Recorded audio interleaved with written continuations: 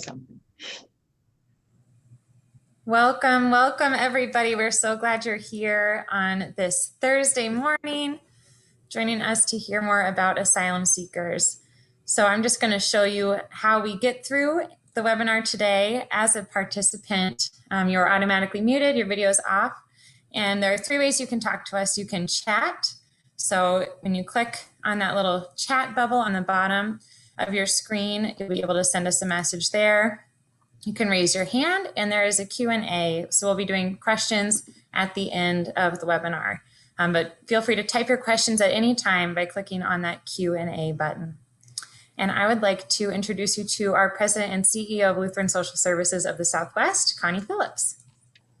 Thank you so much, Heidi, and welcome everyone. Thanks for joining us this morning. We're delighted that you could be here. We're excited to talk about what we're doing in this work of asylum seeking and the refugee program. So most of you are aware, but I'm not doing my job if I don't take just a minute to talk a little bit about Lutheran Social Services and what we do as a whole. Our mission is to stabilize people during crisis and transition, to build a foundation where people can thrive, and to preserve dignity and respect for the most vulnerable. We serve people in 4 main areas. We work in refugee and immigration. We do work in aging and disability, and that's in Southern Arizona. We provide emergency services, shelter, rent and utility assistance, and emergency response, and that's here in Maricopa County where I am. We also work with children and families, and that's also in Maricopa and Pima counties. The work we do for refugee and immigration, asylum seeker work is primarily in Maricopa County, but we also are gathering items in from other parts of the states for that support. And our refugee work is done in both Tucson and Phoenix. We serve about 4,100 people a month through Lutheran Social Services in all of those programs. We were founded in 1970 by the Lutheran congregations who wanted to serve their neighbor. They found that they were wanting to make a difference for the people in our community. We are not part of the church. We are not the church, but we are a ministry that was founded by the church, and we're still very much affiliated and associated with the Lutheran faith. So next slide, please, Heidi. So today we have some great folks to talk with you. Heidi's already told you I'm Connie Phillips. I'm the President CEO. We are joined this morning with Sarah Erie, who's the Associate Director of Refugee and Immigration Services, and by Charlotte Schertz, who's our Faith and Community Engagement Coordinator. Both of these women started with Lutheran Social Services as volunteers and then became staff members, and we are delighted to have them with us. They have many years of experience in refugee resettlement, and both of them were involved in the ground floor in 2018 when we became engaged in asylum seeker work in a bigger way. So next slide. We have been doing the work in refugee resettlement since 1978.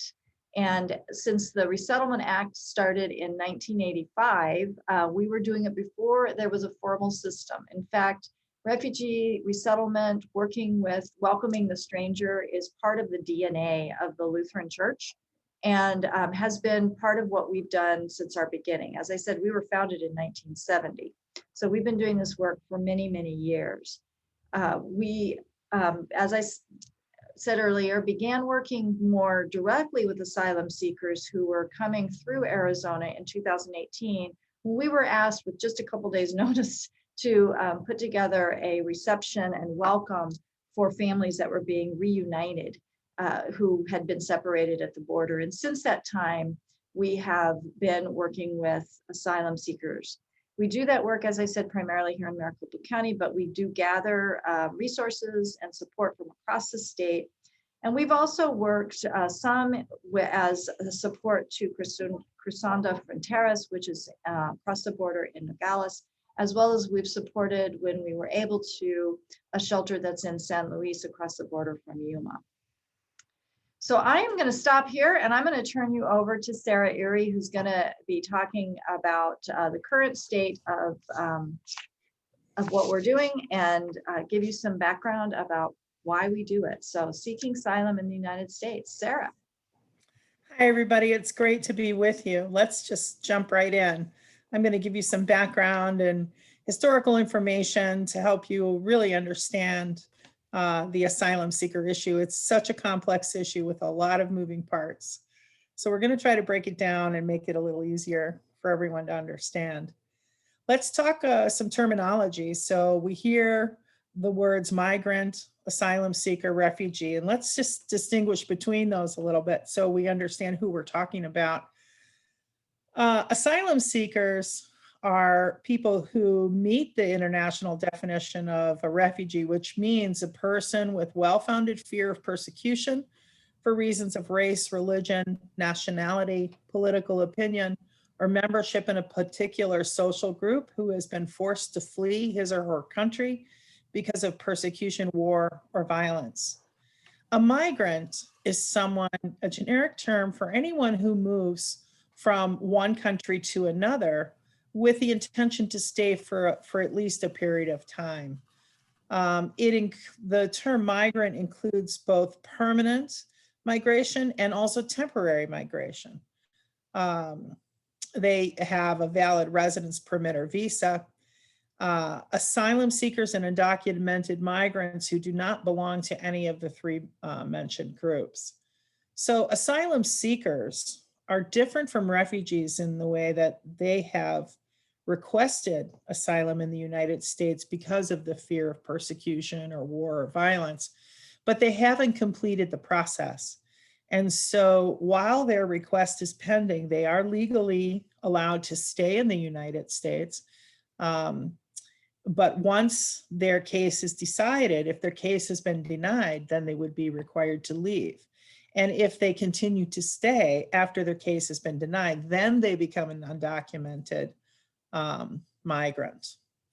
And a refugee is a person who has completed the procedures outside of the United States and that has a positive outcome. And so then they are allowed to enter. And when they come in, they're fully documented.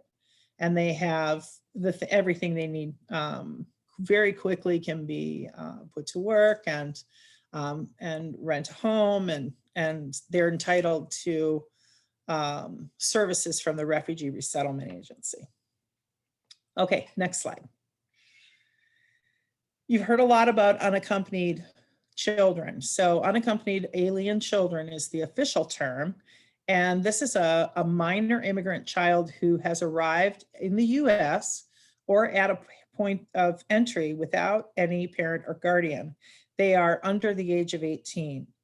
After their apprehension, they have to be placed in a shelter that's run by the Office of Refugee Resettlement within 72 hours. As you've heard of the news, sometimes that's been difficult recently because there isn't really enough shelter space because of COVID. So they've been spending extended periods of time in holding facilities at the border. So that's something that's been in the news and is one of the issues that we're facing right now.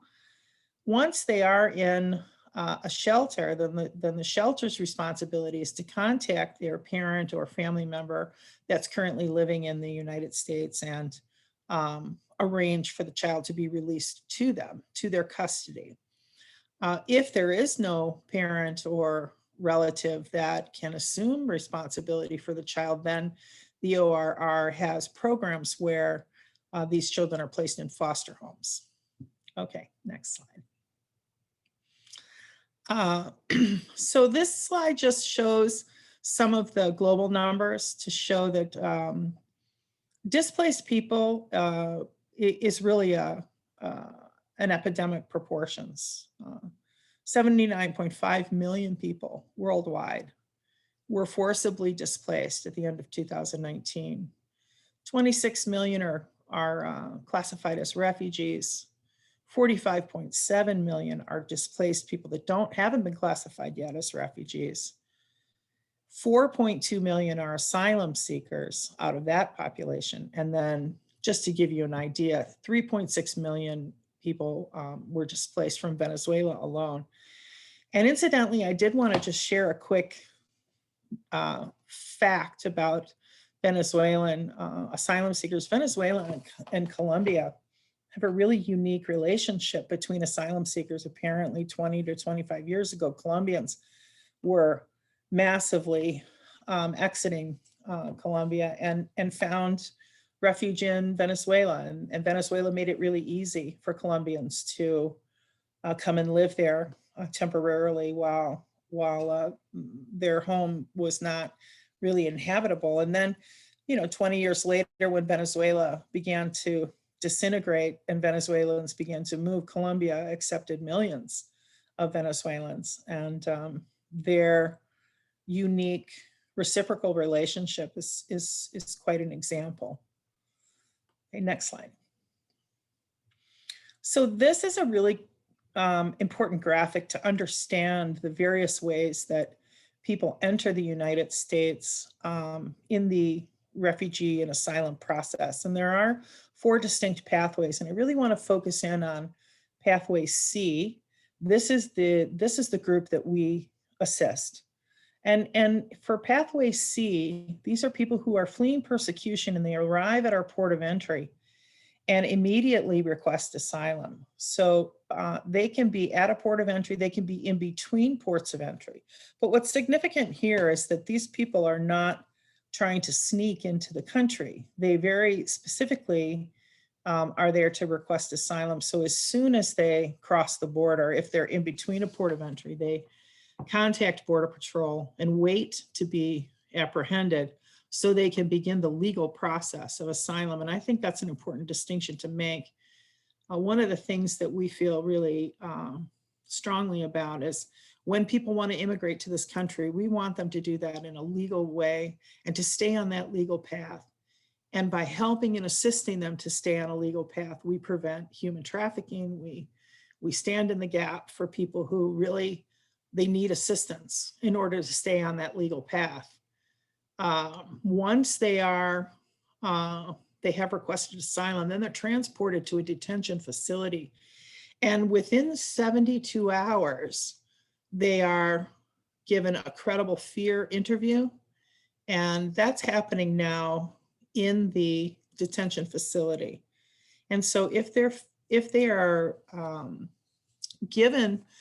are experiencing what the officials believe is credible fear, then they are released into our care in the case of Phoenix and other shelters to help them to get to their family members that live in the United States. Now, I want to say that this process has gone through quite a bit of change in the last administration and then changing again now in this administration. So there are things that are stopping people from getting to this point. Because of COVID, there is something called Title 42, which is holding people at the border, not really allowing them to begin the asylum seeker process. And so many adults face that. Most adults are not being allowed into the country at this point. They're being rejected because of COVID. Family members are being allowed to come in. And there is some distinction about whichever country they're coming from also can facilitate a faster process. So once they are, then the families that are being released now, they come into our care at a shelter, and then we help to arrange their travel to their family member. Once they get to their family member, then they have a series of hearings that they have to attend where their asylum case will be decided. If it's given a positive decision, then they go into the refugee resettlement program and are able to get services to help them with job, employment and housing, and just help them to get on their feet. If they are denied, then they're deported. Okay, next slide. So this slide just gives you an idea of the many, many countries that people that come to America for asylum. And this slide makes me smile because I think that this is really what makes America such a unique place to live and to grow, to raise your children, to be happy. You really are in a world of many, many people. And as you can look at this graphic, you can see that percentage-wise, we put a lot of emphasis, because we're a border state, on people who are accepting or requesting asylum from various countries, but they really come from all over the world. Okay, next. So in the last 20 years, we have reviewed 611,879 asylum cases, 492,049 cases had legal representation, 357,170 were denied, 243,386 were granted, 11,323 were granted another form of relief, and then there are actually 1,299,239 pending. That's a great number. And that is actually one of the reasons why you can see that people are concerned about the issue. But I would also remind you that we have 300 million people in our country. And so 1 million people is really just a very, very small percentage. And if you consider, again, back to the numbers of all the people requesting asylum in the world, it's a very, very small number that are actually coming to the United States. Okay, next slide. Court attendance. There's been a lot of misinformation about whether asylum seekers ever make it to court. So we thought we would share some data on that. Public data shows that asylum seekers appear in immigration court proceedings at high rates. In a 15-year study, 92% of asylum-seeking families who were released from immigration detention attended all their immigration court hearings. And I want to just pause here for a minute to say this is where we come in, because when we can match asylum seekers with supporting community members, that's what makes it possible. We support them to assist them to get to their hearings, and there's a lot that's involved in that. It can be something simple like just a ride, or it could be just helping people to understand how to use public transportation, many things, making sure they have childcare if they need it. So there's many, many things that can assist an asylum-seeking family to stay on that path to a positive resolution of their immigration hearing. When families and unaccompanied children have access to legal representation, the rate of compliance with immigration court obligations is nearly 98%. And so that is another key indicator, is this legal representation. And that's another place where we can really intervene on behalf of the asylum seeker and give them meaningful and relevant assistance. And that, again, it can be just, helping to make sure that they find legal representation and that they make it to their lawyer appointments and all the little things that can come up. We know that when people live in poverty, there's so many obstacles to just, normal types of things that we may take for granted. So our assistance is really, really immeasurable. Okay, next slide, please. So generally speaking, someone has to apply for asylum within 1 year of their most recent arrival in the United States. And the asylum process can take years to conclude. In some cases, a person can file his or her application or pass a credible fear or reasonable fear screening, and they can receive a hearing date years in the future. While the US law provides asylum seekers the right to remain in the United States while their claim for protection is pending, the government has argued that it has the right to detain individuals rather than to release them into the community. And this is kind of where we are right now. There are laws, And then there are policies that enforce the laws. And it's at the policy point where different administrations make the real difference in what happens in the life of an asylum seeker. Because if the policy is interpreted in the most narrow way, then they have the right to detain.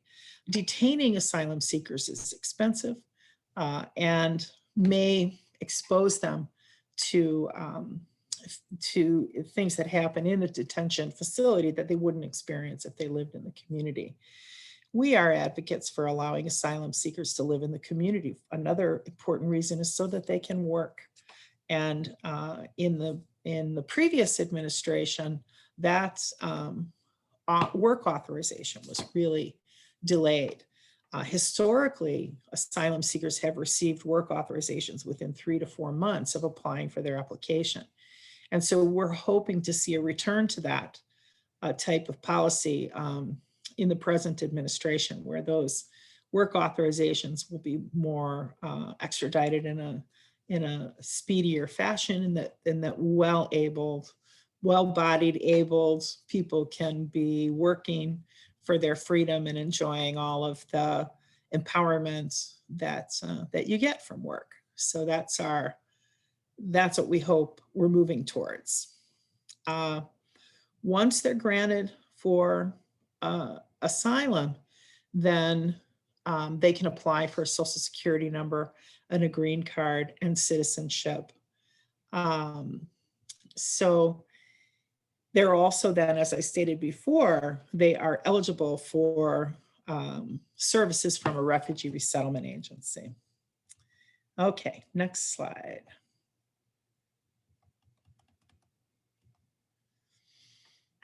So this is about recent changes to asylum seekers. And you can see that this is showing data from the ports of entry. So we have the Tucson sector and we have the Yuma sector. And if you look at the graph, the dark green represents families. These are the proportional factors of who are being seen at the border.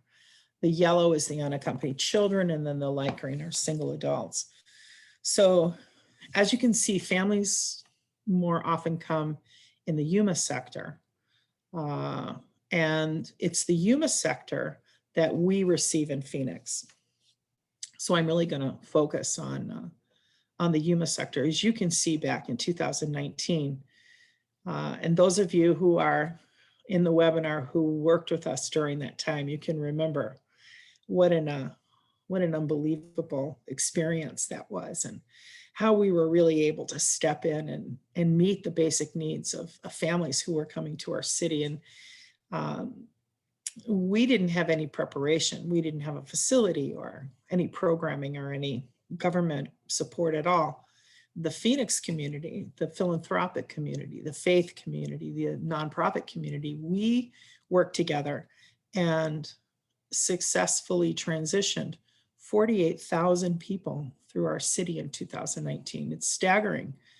And I want to pause here for a minute to just share a little bit about that, because, you know, we fed them, we gave them assistance in their travel, backpacks with little toys and games and snacks for the kids. We gave them a place to take a shower and have a good night's rest. And I want to say that all of that was done with donations, private donations from you and from our community.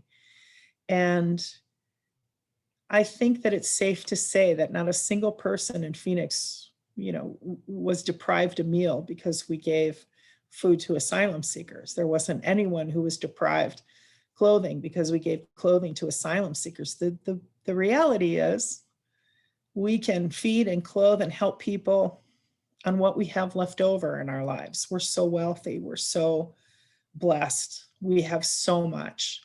And the people that are coming to us are people who have so little, that the things that we've discarded to thrift stores and to food banks, they are thrilled to have.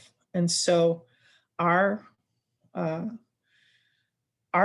position is, why not just feed them? Why not just clothe them? Why not just help them? they're here and they need us and we have it to give. So let's give it. And let's give them a night that is safe and secure, a night of rest. And so we engaged in that work throughout 2019. And then essentially the last administration really erected what I call the regulatory wall at the border, and that really effectively kept asylum seekers from being continued to be released. A number of policies, I kept them there. I won't really go into all of that now, but I will say that the one policy that is remaining is the Title 42 policy, which I mentioned earlier, which has to do with COVID-19, and that is still in place. And so most of the adults that are appearing at the border are not getting through. However, as you see the graph, then in March of 21, it's rising again. So we are entering into a new phase of continuing to support asylum seekers along their journey that are going to be released into our community. Okay, next slide.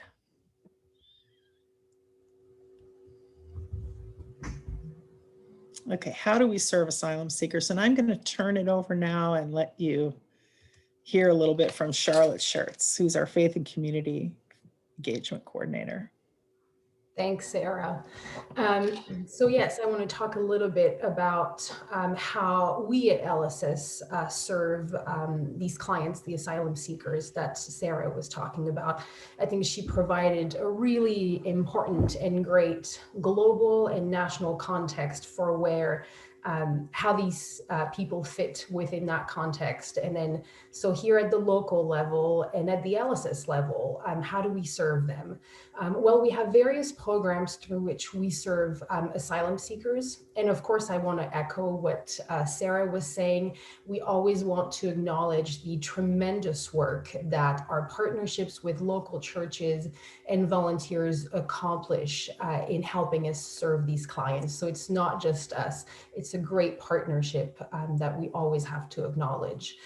For the programs, however, that we're contracted for, I'll talk specifically about two programs that we are working on at the moment. These two programs are the STEP and PrEP programs, and we're contracted through LIRS for these programs. And these started in September 2020, so just at the end of last year. And with these two programs, the STEP and PrEP programs, we've already helped over 200 asylum seekers. And you can see my colleague right there, Ruth, on the picture, who is the individual who really coordinates and does all of this incredible work. And right here, she is doing some of that work at Christmas time. And so these two programs really are there to provide short-term case management for those asylum seekers who have just been released from detention. And the goal of these two programs, they're a little bit different in length, but both of them are there to empower these clients to achieve greater stability and to find well-being in their new community, in this community that they are now part of. And of course, our role, as Sarah said, there is a great emphasis in us helping them, assisting them in complying with their legal cases.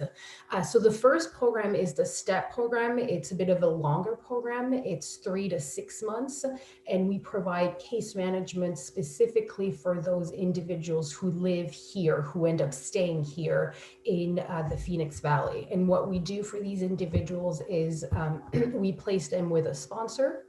We enroll them in free English classes, refer them, of course, to a free clinic for any health needs that they might have, enroll the kids in school, and then again, help with donations of food and clothing. And we try to refer them to a pro bono lawyer. I think you understood from what Sarah shared the importance of representation. And so we do all of that while they're waiting for their court authorization, their work authorization, and their court date. Next slide, please. And the other program, which is a much shorter program, is the PrEP program, and it provides support to asylum seekers while they are in that transitional shelter, which is exactly some of those of you who participated in that work in 2019. That is exactly what we continue to do. We help them while they are here in a shelter for 1 to 3 days. And we continue to do exactly what we have done in the past. We provide them with a shower, new clothing, food. We provide a $20 gift card per family so that they have a little bit of money while they are traveling. We arrange for that travel by bus or airline or whatever, just like we did in the past. We provide a short intake, and then we do a short version of Know Your Rights and a cultural orientation for them to know about everything that is about US laws. And then the one additional thing we've been able to do is provide information for a free clinic for wherever they are going to be traveling to, so that they know where to go to get medical help, whatever their final destination is going to be. We have a couple of other programs that we're working on at the moment, and I believe that Sarah and Connie are going to go over these two. So next. So one of the new partners that we are going to begin working with are Endeavors. And Endeavors is a nonprofit who has won a government contract to help shelter asylum seekers during their custody portion in a hotel, rather than to shelter them in a holding facility or a detention facility. So we are in the process of mobilizing a new staff to work in this project, and we hope to be on site on May 1st.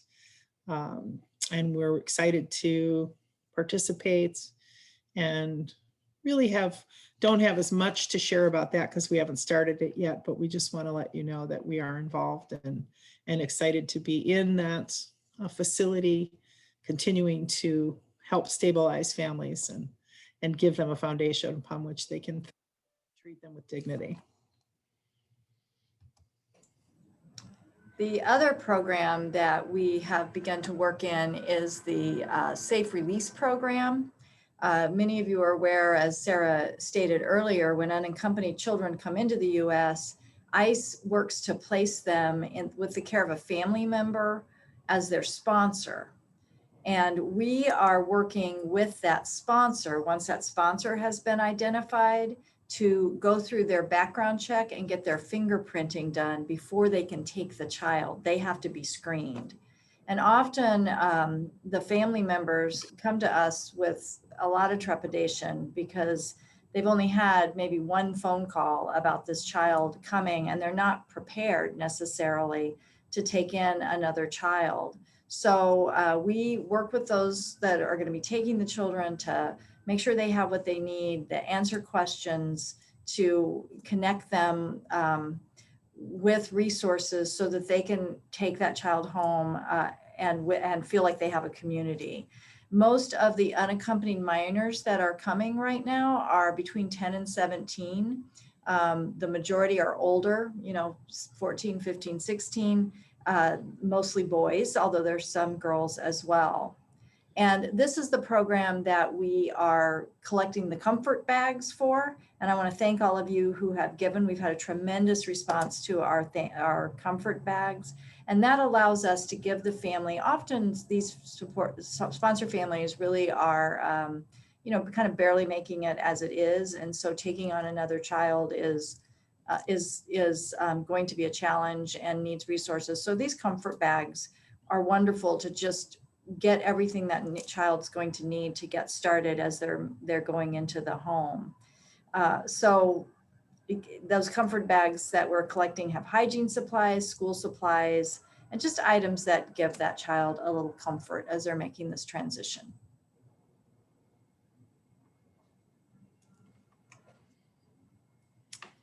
So I want to go ahead and share a success story.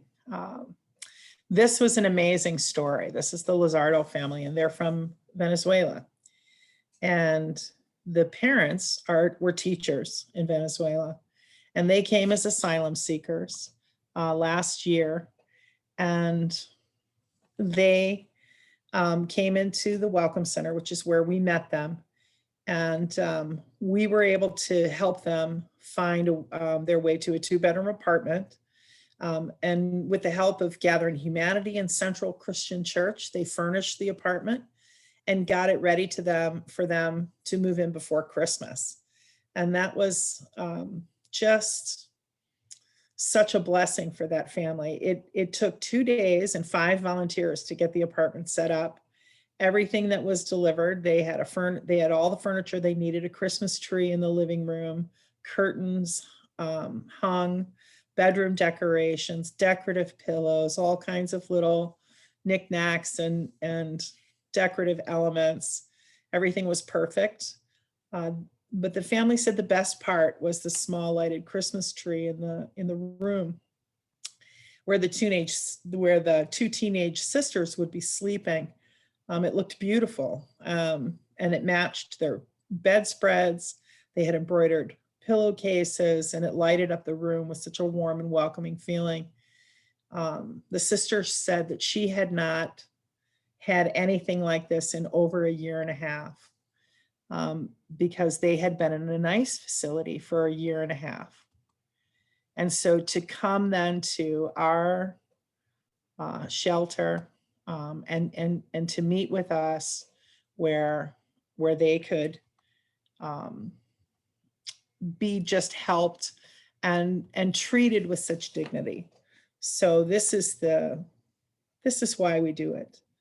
And all of you who work with us have really welcomed this precious family and given them a foundation upon which they can begin to thrive, and they can recapture the power that they lost from becoming a refugee, from becoming an asylum seeker. And they can recover from the degradation, the experiences that they had along the way, the degradation of being put in a detention facility, separated from each other.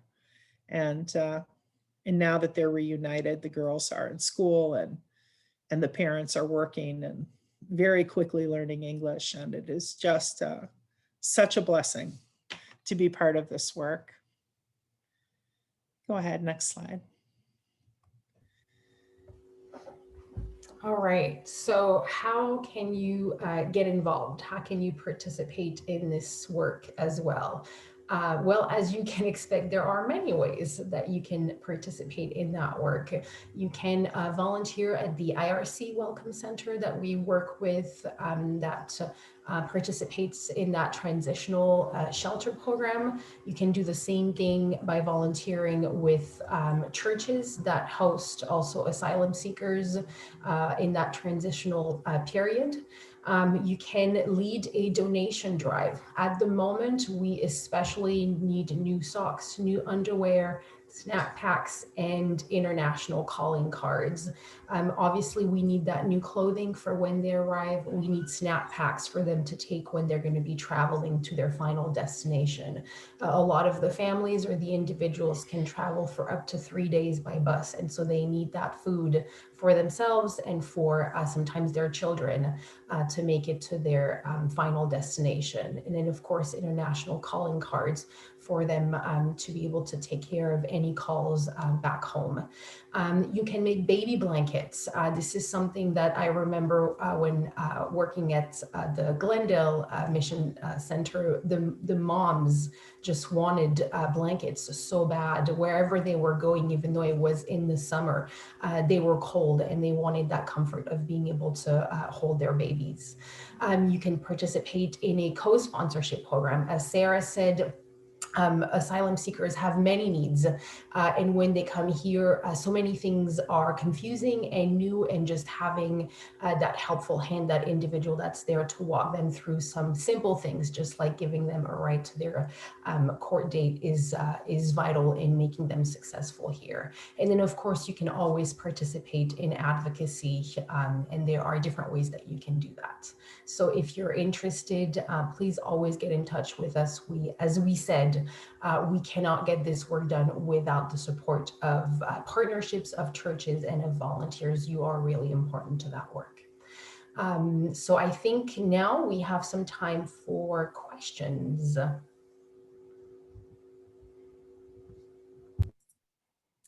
Yes, thank you for the folks who have entered some questions into our Q&A box at the bottom of the screen. If anyone else has questions, please do use that Q&A box, or it can be hard to track in the chat. So I will go ahead and start sharing some of these questions with the group.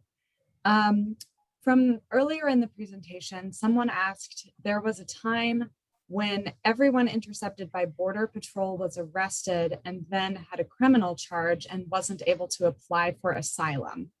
Is this no longer the case? I think that is not the case, but try to also remember that the way that Border Patrol classifies and categorizes asylum seekers is still quite a secretive process. And so we don't really have, I would say we don't really have a lot of specific information about that. I think what we can say is the people that are released are people who have not been criminally charged. However, I know that historically they did have some documentation that said that they may have been, there may have been a charge of illegal entry, but again, this is something that is really resolved by their legal representations. So I think that's about all I can really illuminate that. Okay, thank you, Sarah. And then this is kind of a related question. Denny asked, who gets legal representation and how are legal fees paid? Well, we really want everyone who is in the asylum process to have legal representation. And so hopefully everyone, and most of the time, they get pro bono representation. Although there are some organizations out there, of course, because this is a vulnerable population, there are also people that try to prey on that. And so one of the things we've seen is there are organizations that will contact families and they can borrow money to pay for their legal fees, and then it's like a payday loan type thing. And so this again is why the co-sponsorship piece is so important, is to help guide that process. Sometimes families do have some amount of money that they can put towards a legal defense. Many times they don't, but the reputable representation is really important. And so that's a way that we can really help steer the family. Mm-hmm. Thank you to everyone who's asking if the recording of this session will be shared, or if you can provide a copy of this presentation to your church. Yes, I believe everyone who registered, whether or not they attended live today, will get the recording of this presentation, and please do feel free to share with others who you think need this information. Can I add something to that? Sorry. Oh, yeah. And also, we are also available to come, in person, maybe eventually, but certainly via any digital format if you'd like us to share the webinar, and then also be available for question and answers. We are certainly willing to do that, really want to do that. Yes, definitely. You did mention at the end of the last question, Sarah, co-sponsorship, and Janie was asking if you can just talk more about the co-sponsorship program. Sure. So we are developing a co-sponsorship program for asylum seekers. It's very similar to what we have for refugees, and it encompasses a brief training session with people that may be interested, and then we talk over various levels of commitment according to what the co-sponsor group would like to do or feels that they can do. And then we go through a matching process with a family, and then ongoing support as you go through the journey with the family. Then we're there to assist to, any obstacles that may come along. And a related question, how do you go about sponsoring a family to provide shelter? You answered that. How long do they stay, and have they been medically screened? Yeah, so when a family is released, they are medically screened. They're medically screened at the border, and then they're medically screened again at the various shelters, whether they go to the hotel option or if they're at the Welcome Center, then they're medically screened in both places. Anyone who tests positive for COVID is quarantined. And then incidentally, I heard today that 100 Angels, which is one of another amazing partner, is putting together vaccination clinics for asylum seekers, which is a really great development. They have worked with a couple of medical groups, and so they'll be offering the initial Moderna vaccine and the card, so that whenever they get to their destination, they can get the second shot from wherever it's available. And so that's a wonderful addition. Yeah. Mm-hmm. And I think a final question related to sponsorship, co-sponsorship, how soon would churches be serving asylum seeker families like we did in 2019? We're serving them right now. Yeah, so immediately. So if a church said, we want to do co-sponsorship, we want to do it as soon as possible, we'd say, great, we'll get you in the training. Yes. And we'll get you going immediately. Yeah. Is the question though about receiving asylum seekers to do the sheltering? If the question is about that at this point, Sarah, correct me if I'm wrong, there's only a couple of churches that are doing the actual sheltering, right? Well, people are receiving right now. So Okay. the Endeavor Project is receiving. We're not on site yet, but they are receiving. The Welcome Center receives families, and then they also share the responsibility of sheltering with 2 churches in the community that are from the 2019 group. And then we have, from our STEP program, we have identified families that live in the Phoenix area that are really in need of sponsorship. And that is we're talking about similar to the refugee program, where a church group or a community group will come alongside an asylum seeking family and help them, support them along their journey. At this moment, we're not seeking churches to do sheltering. However, if it is something you're interested in doing, please let us know, because you just never know what, this is a very rapidly changing environment. Yeah. Thank you. Thanks to Laura Wright, who put in the chat that she is a nurse and would love to be connected with that vaccine administration. I'll take a note of that so that we can connect with you after the presentation, Laura, to connect you with 100 Angels. We have several questions in here about what's going on in Tucson, because we had that slide up there about the Tucson numbers and the Yuma numbers. So just in general, can you speak to what is happening in Tucson, if there are folks who might want to do this work on the ground in Tucson, and also the difference in those numbers between the Yuma sector and the Tucson sector? So in Tucson, the main shelter is Casa Alitas, and I believe they are actively receiving people, and I'm assuming they are in need of volunteer donations. So we can give you contact information for Casa Alitas to anyone who wants that. I'm not exactly sure how to answer the question about the difference in numbers between Tucson and Yuma.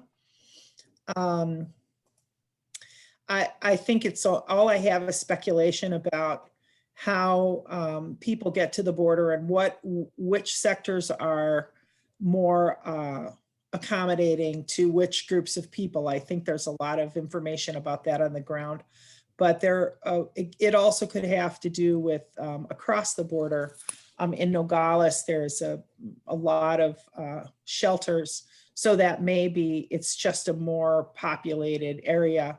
I'm not really sure how to answer that question. Do we know, Wendy also asked, why does Phoenix take the Yuma sector only, and is there a demographic difference between the two? Do we have any information about that? Well, yeah, so the reason why the Phoenix takes people from the Yuma sector is because that's how ICE operates. So ICE is the organization, the Immigration and Customs Enforcement is the government organization that takes responsibility of the asylum seekers out of the Yuma sector and brings them to Phoenix and then releases them to us. That's why we work with the Phoenix ICE office. And in terms of demographics, right now, the majority of people that are being released are Brazilian and Cuban nationalities. So I don't have a lot of information about how ICE makes those decisions. As I said, they're quite secretive in their process about what they do and how they do it. Mm-hmm. Thank you. If anybody has follow-up questions on that, please put them in the Q&A. We still have 11 questions in the Q&A, so we got a lot of great questions right now. In a minute, I want to come to, there are several folks that asked us to elaborate on advocacy, but a couple folks did ask, can we see the slide again showing the countries that refugees are coming from, that asylum seekers are coming from? And Karen asked specifically, so there's no asylum seekers from Myanmar, Burma. Well, again, you see all the other countries. So I would say from Myanmar, at this point, also this is fiscal year 2018. So remember that. We're always at least a year behind on migration data. So I couldn't answer what's happening currently from Myanmar. Obviously, they're having quite a bit of unrest. And so the more resources a family has, the farther they're going to get, I would say. It would take quite a bit of resource to get to an American border from Myanmar. But we do have refugees. We have Rohingya refugees that come and as part of our refugee resettlement program. And they're in our top group of people. And of course, we have had refugees from when Myanmar was Burma. We have quite a large Burmese population in Phoenix.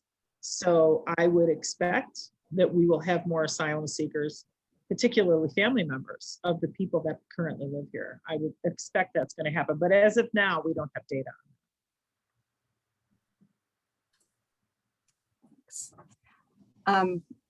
Thank you for sharing that again, Heidi. Cindy asked specifically, what happens if they, I think this means migrant children, are relocated to a family, but are abused or not taken care of by them? So I think meaning if they're placed in a... I can speculate about that. Maybe, I don't know if Connie has more information, but I think because what we're talking about when an unaccompanied minor is released to a family, they then, whether that family, whatever relation that family is, it is considered a foster home. And so they would be under the same type of foster care system as any other child. Do they receive case management after they've been placed? I know that Catholic Charities actually runs the unaccompanied minor program in Phoenix, and the children do have case management. And so they do have a case manager who follows up on them. And so I believe that is part of the safeguarding to make sure that they're in a home that's safe and sound. Connie, is there any more? No, as you said, they're still considered in the custody, basically, or oversight until they're adults of the system. So they're not just released and then we don't know what happened to them. Somebody's overseeing that. And I know Lutheran Immigration and Refugee Services, LIRS, also contracts out to do group homes and for foster care as well in other states. And it's a whole program. So there's definitely oversight.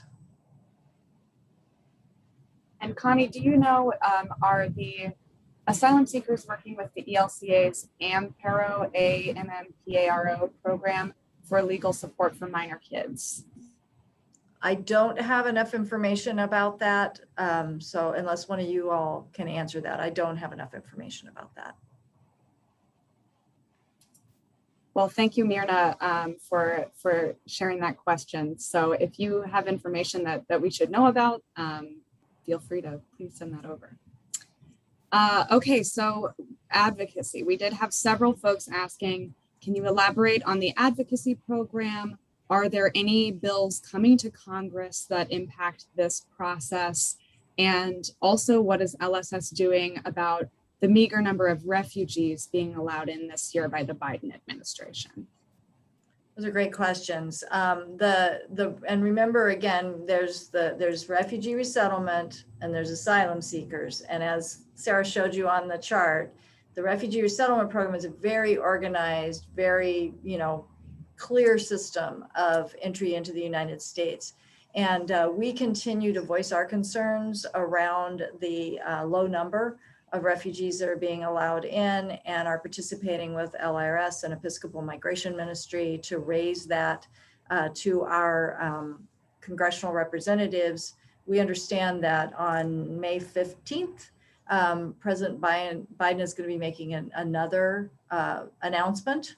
And we're hoping that at that point that they'll be raising it, the amount. Again, we're kind of hearing now the rumblings that they had so much pushback that they are considering allowing it more to come in during this year. And I am happy to report that I learned yesterday we actually have 2 families, I think, scheduled in Tucson and 3 families scheduled in Phoenix. And I don't know the dates yet, but I heard that they're coming in May, and that May was 6th. huge celebration. This is really amazing. So we're continuing to put pressure, and that's something that you can do from an advocacy standpoint. And in fact, we have a particular campaign called the Grace Act, where we're asking people to write letters, and we would be happy to engage you in that, because we're going to be taking those, hoping that we can make the presidential determination more uniform. And we're happy to share more information about that.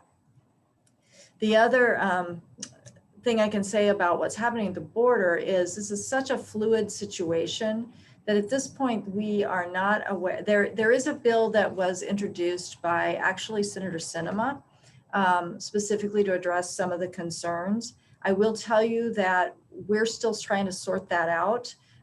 There's been some concern about that bill that's been voiced by the folks that are analyzing it. So we're not taking any kind of position on it yet. We're still waiting for some direction from the national partners that we have, who have legal folks who are able to really vet these things.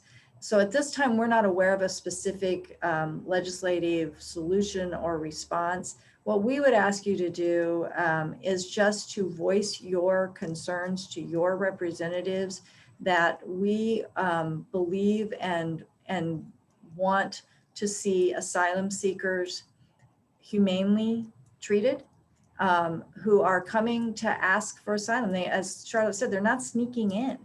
As Charlotte and Sarah said, they're not sneaking in, they're not trying to hide, they're coming and asking for asylum. There's a legal process for that. And so we want to see those people treated humanely. And the reality is, in Arizona, we need more, more support financially from our government for these shelter operations. The Welcome Center goes on a shoestring.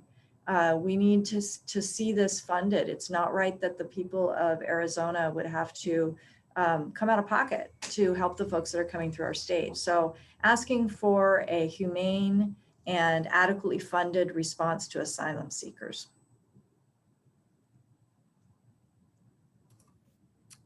All right, we have more questions here. I know we're just coming up. It's right about 11 o'clock. So if folks need to leave, we understand. If you want to hang out, I hope Connie, Sarah, Charlotte, probably like 5 to 7 more minutes of questions here. And we have several people who've been asking about collecting items. So I want to come to that, but a couple quick questions before then. Do we have a list of churches that are participating in co-sponsorship? Is that something we can share or that we have? So at this point, we have not had a church that actually co-sponsors a family through our program. So that's what we're looking to really begin to develop. We have churches who have engaged in the short-term transitional sheltering, which is different than co-sponsoring. The short-term transitional sheltering, currently Monte Vista Baptist Church is assisting and helping with All My Heart. Those are the two churches that work with the Welcome Center. If you're interested in co-sponsoring a migrant family, then contact me or Charlotte, and we will get you going right away on the process. So that would, as we said, involves training. You have to make sure that you've got people with fingerprint clearance cards, et cetera. And then to match you with a family. There are families right now that we've targeted that need help. So we were ready to put people together. Thanks, Sarah. If you want, you could share your contact info in the chat. People could save to reach out. And Jane asked, is there a need for physicians to help somewhere? I think, again, that would be 100 Angels, the community partner that we work with that's giving those vaccinations and medical checks. So please reach out if you are a physician or a nurse. I can put that contact in the chat as well. Great.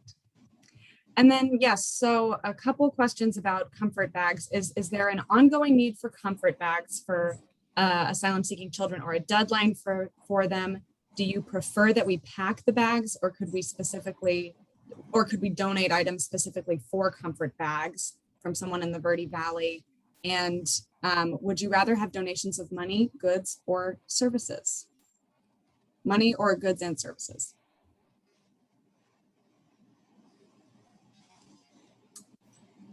Connie, can you? Connie? Sorry, I was typing in the chat. The question was, would we rather have money or goods or services? Mm-hmm. Well, all of those things, you know my answer on this, all of those things are needed. You know, if it really is donor choice, we can, if you send a financial contribution and you want it to be spent in this program, or you want it to purchase the items for comfort bags, you can tell us that and we'll take care of it. Or if you want to just support the program generally, this is not, much of this is not government funded.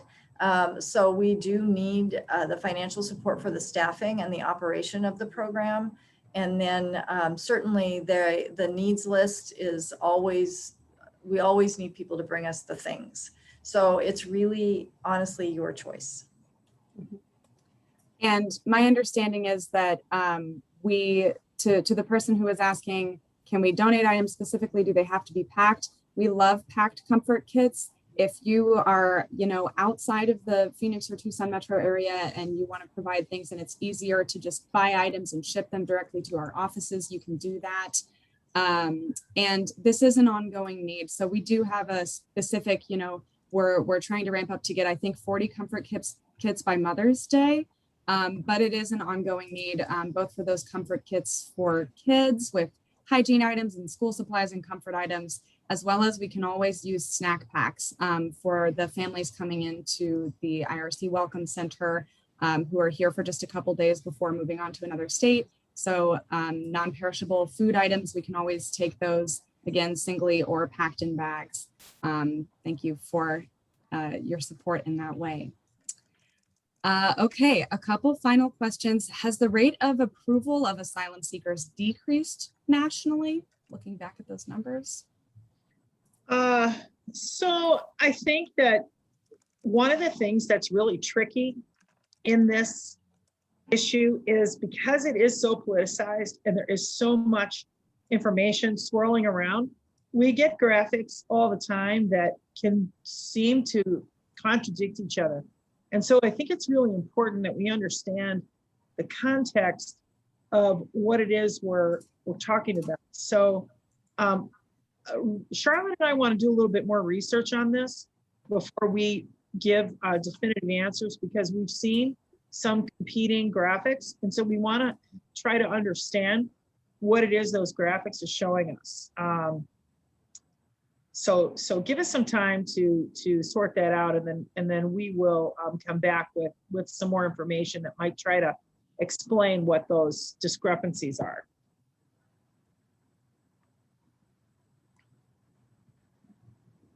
And then John Lilly asked, the asylum thresholds of persecution, war, violence does not include effects of climate change. Many coming north seem to be doing so as a result of the 2 hurricanes last year. Is there discussion to include climate change in the language? Yeah, so again, this is where law meets policy, and why elections are so important, right? Because it's the administration that gets to interpret the law and create policy that is really the way the law is enforced in the public. And I think that previously, in previous administrations, that definition of persecution and fear and what that encompassed, they defined the concept of a social group very broadly. Other administrations took that way down and became very narrow again, and that impacted the number of people that were allowed to even pursue a claim. And so I think that this administration is going to interpret those things rather broadly. We all know that climate change, particularly in Central America, but not only Central America, but particularly there, have had a huge impact. Let me also say that historically, there is quite a bit of debate about whether or not asylum should include people who have been devastated by catastrophic events, such as you'll all remember the devastating earthquake that happened in Haiti in 2010 that displaced millions of people who were eventually actually put in a sort of a detention camp on the coast of Florida, while people from Cuba and the Dominican Republic were allowed into the community. The Haitian population was isolated into a different type of situation. And so I think that this is where law and policy intersect. This is where politics intersects with humanitarian relief. And so we hope to see that there is some sort of dispensation made. They did eventually, for Haitians, come up with a temporary type of ability to stay here. It was a temporary program that when the next administration got into office, they eliminated it. So the easy answer is there is no easy answer. I would say this could be a point of advocacy should someone begin to gather some voices and make your voices heard around this issue. We keep getting more questions. People have so many great questions. What is the name of the Tucson agency? CASA, it's Casa Elitas, right? Yes. ELITAS. Chat. Someone added, I think there will be a number of climate refugees in the future. Yes, I think that you are right. And Carolyn Lurch pointed out there is the Inn of Southern Arizona. I think that was related to the work in Tucson. So thank you for adding that in there. That is all the questions. That's all that we have in the chat. Thank you everyone for those really great questions. So I noticed that in the chat, there was someone who gave their information, Kira. And I would say, Kira, if you want to reach out to us, and then we can help to get you involved. So let us know that, and we can, Charlotte or myself or the other people on our community engagement team can talk with you about ways that you can help.